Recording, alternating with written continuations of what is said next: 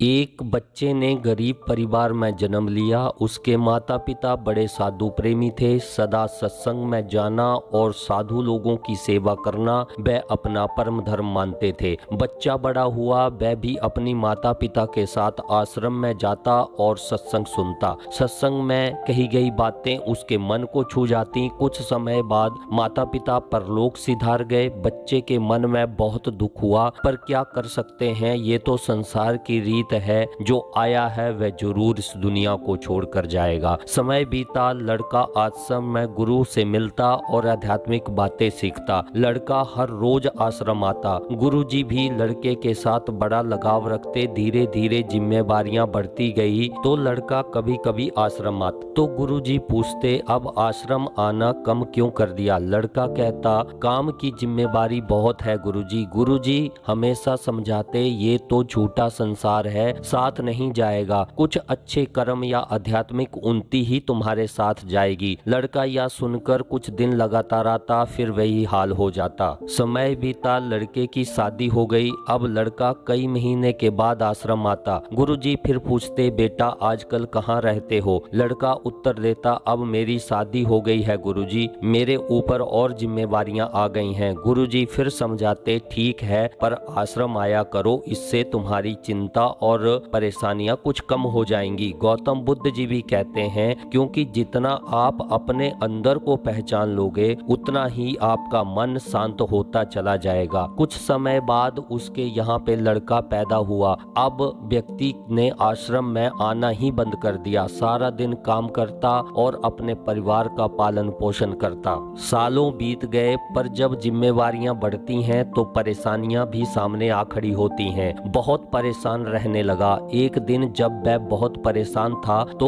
उसने अपने गुरु की याद आई और वह उस आश्रम में पहुंच गया और गुरुजी के चरणों में गिर पड़ा और बताया, मैं बहुत परेशान हूँ गुरुजी। गुरुजी बोले, इन सब परेशानियों के पीछे तुम्हारा ही कारण है। लड़के ने आश्चर्यचकित होकर पूछा, वो कैसे? यदि तुम इन सब चीजों को जानना चाहते हो तो मैं तुम्हारे साथ एक छोटी सी परीक्षा करना चाहता हूँ, तुम तैयार हो? लड़के ने कहा, ठीक है। आज तुम जब घर जाओगे तो चारपाई पर लेट जाना। मैं तुम्हारे प्राण तुम्हारे शरीर से बाहर निकाल दूंगा। इस अवस्था में तुम सुन सकते हो पर कर कुछ नहीं सकते। वैसा ही हुआ। जब उसकी पत्नी ने उसे सुबह उठाया तो वो नहीं उठा। वो जोर जोर से चिल्लाने लगी। साथ वाले लोग भी इकट्ठे हो गए। जब घर में रोने धोने की आवाज शुरू हो गई तो गांव के लोग भी इकट्ठे हो गए। उसमें से एक व्यक्ति ने कहा, ये गुरु का बहुत बड़ा भगत था, गुरुजी को बुला लाओ, हो सकता है गुरुजी ही इसे जीवित कर सकते हैं। गुरुजी को बुलावा भेजा। गुरुजी भी उस घर में पहुंच गए और सबको रोने धोने से शांत किया और कहने लगे, यदि चाहते हो कि इसे ठीक करना तो इस लोटे से पानी पी लो, वह जिंदा हो जाएगा और आप मर जाओगे। रोना धोना शांत हो गया।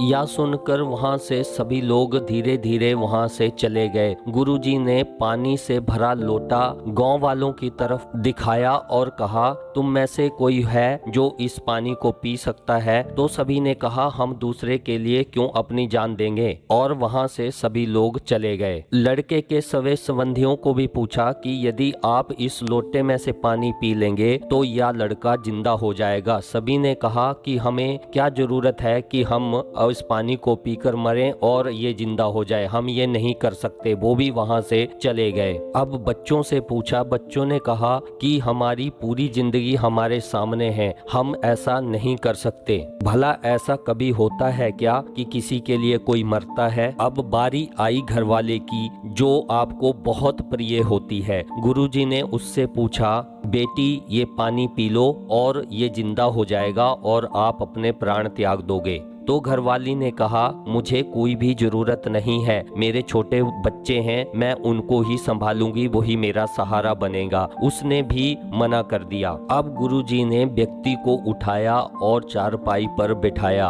और कहा, देख लो, जिनके लिए तुम ये सारी चिंताएं दुख परेशानियां ले रहे हो, ये भी तुम्हारे साथ नहीं जाएगा। ये सब कुछ तुम्हारे जीवन तक ही है। तुम्हारे जीवन का एक ही लक्ष्य है, अपनी आत्मा की उन्नति करना, वो ही तुम्हारे साथ जाएगी। या आत्मा और मन की शांति ही तुम्हारी वफादार मित्र है जो तुम्हारे साथ हमेशा रहती है, इस जन्म में भी और मरने के बाद भी। इस आत्मा को हम हमेशा भूलते ही रहते हैं, कभी भी अपने अंदर की शांति को महसूस नहीं करते जो हमारे साथ हमेशा रहती है और जाएगी। सब कुछ करो, धन दौलत भी कमाओ, रिश्तेदारों और दोस्तों के साथ भी समय बिताओ, पर अंदर की शांति को हमेशा याद रखो जो परम सत्य है, जो हमारे साथ अंत तक रहेगी और हमारे साथ भी जाएगी। इम्पोर्टेंट टिप्स, हमेशा रोज ध्यान किया करो, सुबह सुबह प्राणायाम और घूमने की प्रैक्टिस करो,